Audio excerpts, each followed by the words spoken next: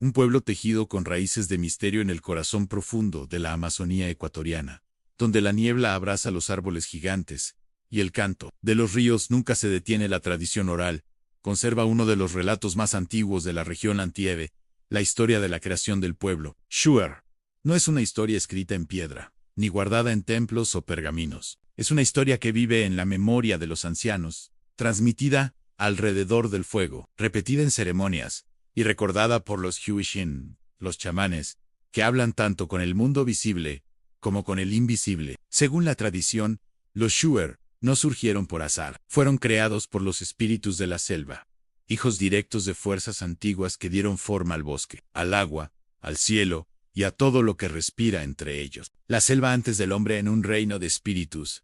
Los relatos más profundos cuentan que, antes de que existieran los humanos, la selva amazónica era un mundo distinto, un espacio silencioso donde solo caminaban los grandes espíritus creadores. Estos seres primordiales poseían la capacidad de moldear la oscuridad y darle vida a lo que no existía. Entre ellos destacaban dos figuras esenciales: Etza, el espíritu de la luz, cuya energía creaba caminos entre las tinieblas, encendía la vida en los árboles y hacía nacer los ríos; y Nantu, el espíritu de la luna, quien envolvía la selva en un manto de brillo plateado y misterio, despertando sueños, emociones y la profundidad espiritual. Ambos espíritus caminaban juntos sobre una tierra húmeda, virgen, sin huellas de ningún ser humano. Pero al ver la inmensidad del bosque, entendieron que su creación necesitaba más que belleza, necesitaba guardianes. La decisión de crear a sus hijos la selva era un territorio vibrante, lleno de animales poderosos, plantas de gran sabiduría y secretos que solo podían comprender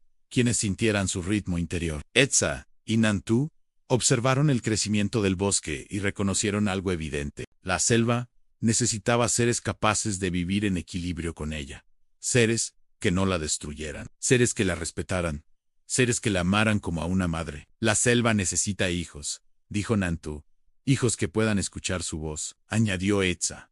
Así nació la idea de crear al pueblo Shuar.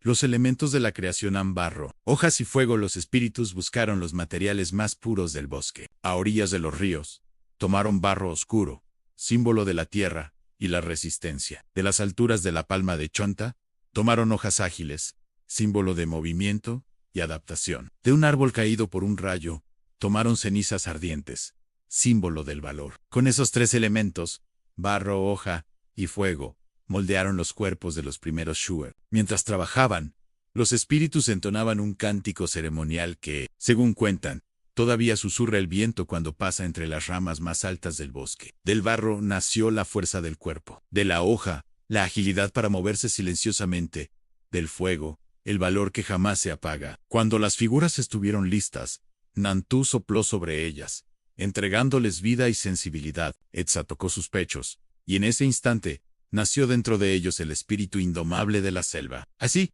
los primeros Shuar abrieron los ojos, el don de la visión espiritual, pero nacer no era suficiente. Los espíritus sabían que la selva también era hogar de fuerzas antiguas, algunas protectoras, y otras que desafiaban el equilibrio. Por eso, antes de liberar a los Shuar en su nuevo mundo, Etza y Nantu les entregaron un don: la visión espiritual, la capacidad de ver más allá de lo físico. Se cuenta que Nantu descendió una noche luminosa y llevó al primer Huishin, el primer chamán, al corazón profundo del bosque. Allí, entre sombras y luces lunares, le enseñó a escuchar el lenguaje sutil de las plantas medicinales, el mensaje de los animales, el significado de los sueños y los presagios del viento. Tus ojos verán dos mundos, dijo Nantu, y deberás guiar a tu pueblo por ambos. El Huishin regresó transformado, y desde entonces la conexión espiritual se convirtió en un pilar fundamental del pueblo Shuar.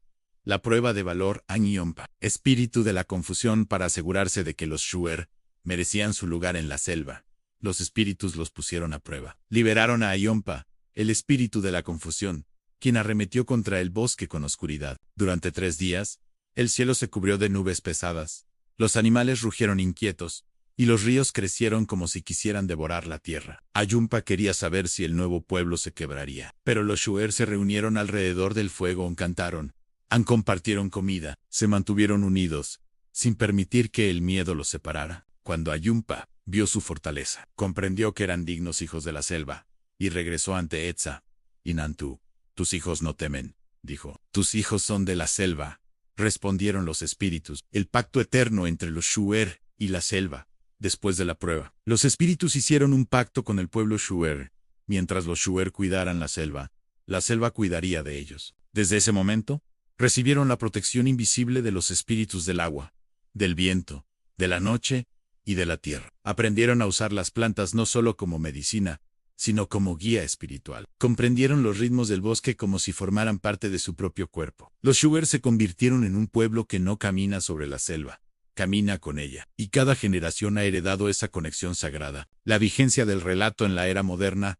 Hoy el mundo es distinto al de los primeros tiempos, pero para el pueblo Shu'er, sus espíritus ancestrales siguen vivos en cada rama, cada río y cada sombra. El relato de su creación no es solo mito, es identidad, es guía, es la brújula espiritual que mantiene la armonía en un entorno tan poderoso como la Amazonía. Los Sewishin continúan enseñando que los sueños no son simples ilusiones, sino mensajes que conectan ambos mundos. Los ancianos cuentan que la luna aún ilumina los senderos en honor a Nanto, y que al amanecer, cuando el bosque brilla dorado, es Etza quien saluda a sus hijos. Conclusión: hijos de un sueño ancestral. El relato Shu'er nos recuerda que la relación entre un pueblo y su entorno puede ser más profunda que cualquier escritura o mapa. Nos habla de una humanidad en equilibrio con la naturaleza, de un origen que no nace de la conquista, sino del respeto. Para ellos, la selva no es solo un lugar donde vivir, es su madre, y su maestra, y y mientras el bosque susurre su nombre,